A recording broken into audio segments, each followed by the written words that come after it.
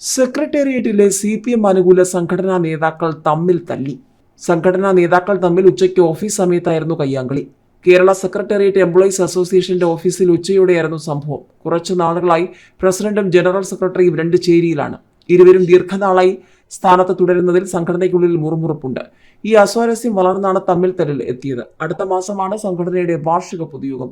Secretariat Maveli store പ്രവർത്തിക്കുന്ന കെട്ടിടത്തിന്റെ 2ാം നിലയിൽ കേരള സെക്രട്ടേറിയറ്റ് എംപ്ലോയീസ് അസോസിയേഷൻ ഓഫീസിൽ വാക്കേറ്റത്തോടെയായിരുന്നു തുടക്കം. തന്റെ ചിത്രം സംഘടനയുടെ മാസികയിൽ അപ്രധാനമായി കൊടുത്തത് ക്യാന്റീൻ മാനേജിംഗ് കമ്മിറ്റി അംഗം ചോദ്യം ചെയ്തു. അക്കാര്യങ്ങൾ പത്രാധിപ സമിതിയിലാണ് ഉന്നയിക്കേണ്ടതെന്നായിരുന്നു പത്രാധിപരായ നിർവാഹക സമിതി അംഗത്തിന്റെ മറുപടി. ഇതോടെ കുപിതനായി ക്യാന്റീൻ കമ്മിറ്റി അംഗം കൈവീശി.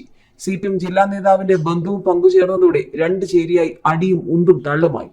ബഹളം കേട്ട് ഒട്ടേറെ ജീവനക്കാരെത്തി. എന്നാൽ അടിയുണ്ടായില്ലെന്നാണ് നേതാക്കളുടെ പ്രതികരണം. പോലീസിൽ ആരും പരാതി നൽകിയിട്ടുമില്ല. പ്രതിപക്ഷ സർവീസ് സംഘടനയുടെ വാട്സാപ്പ് ഗ്രൂപ്പിൽ ചർച്ചയായതോടെയാണ് സംഭവം പുറത്തറിഞ്ഞത്. രണ്ട് വിഭാഗത്തിൽപ്പെട്ടവരെയും പിന്നീട് AKG സെന്ററിലേക്ക് വിളിച്ചു പാർട്ടി നേതൃത്വത്തിലുള്ളവർ ശാസിച്ചതായി അറിയുന്നു. ലോക്സഭാ തെരഞ്ഞെടുപ്പ് കാലത്തെ ചേരിതിരിഞ്ഞുള്ള ഏറ്റുമുട്ടൽ പാർട്ടി ഗൗരവത്തോടെ എടുത്തിട്ടുണ്ട്.